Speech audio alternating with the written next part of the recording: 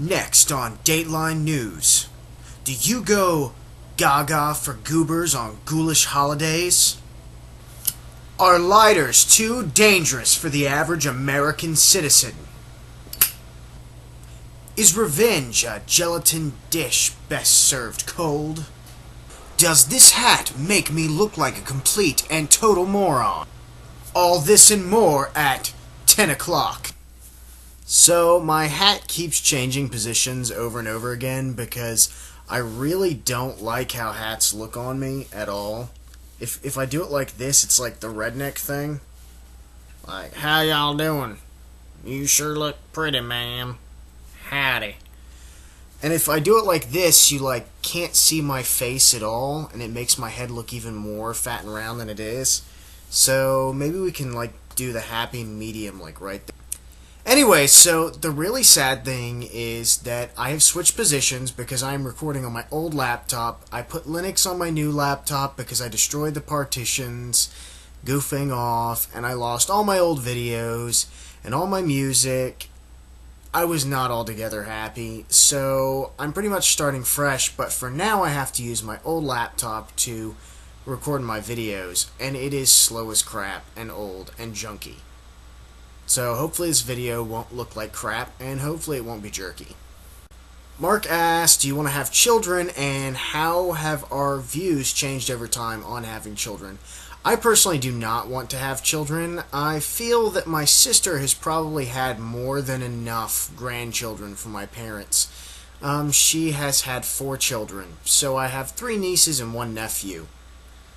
That's plenty if you ask me.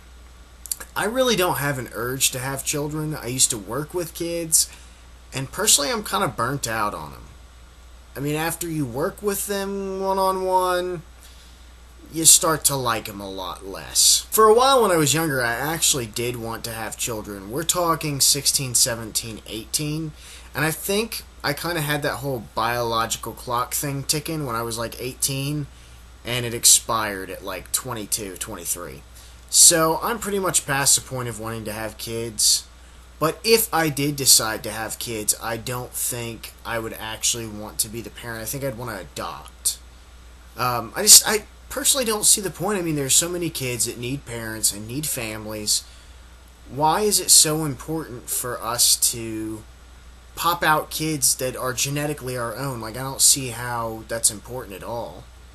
You're not really passing on... you're not passing on personality traits, you're not passing on memories.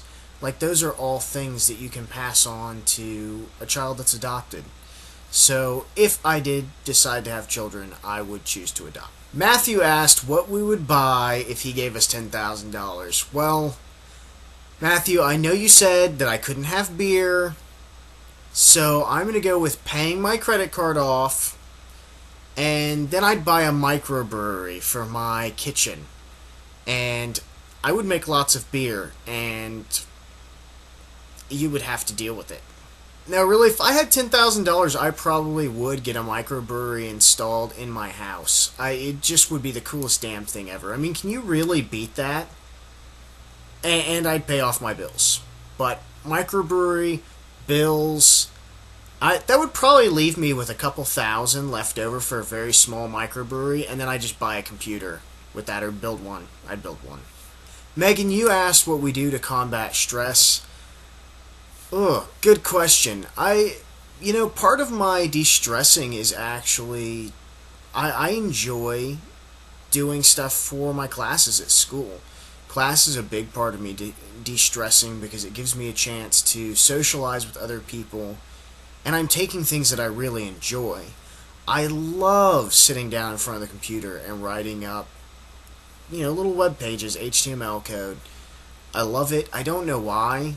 It's kind of disturbing probably to some people, but I love computer stuff, so it keeps me entertained. I really like playing with my computers. So my suggestion would be, if you have any spare time at all, just find a class at your local college or your local community center, an art class, guitar, whatever you want to do. Just something that you have always wanted to do. I'm taking American Sign Language next semester, and take it just because you want to take it. And that's a perfect way for me to release.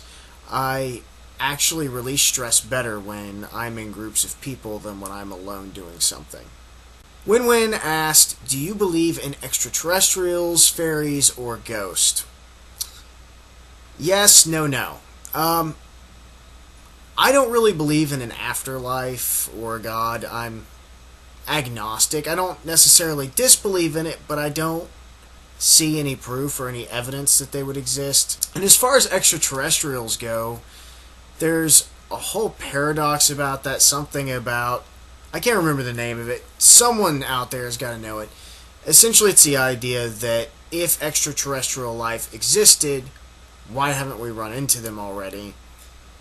But at the same time, I'm more likely to believe that somewhere out there on some planet there's some kind of life than I am to believe in fairies or ghosts. That's just me, though. Your second question was if we were forced to eat something out of Ron Jeremy's belly button, but we got to choose what we were going to eat out of his belly button, I think it would be a soup made out of bleach and cyanide pills. That's probably what I would eat out of his belly button. Ugh. Ugh. Okay, so here's my question. Have you ever used an online dating site?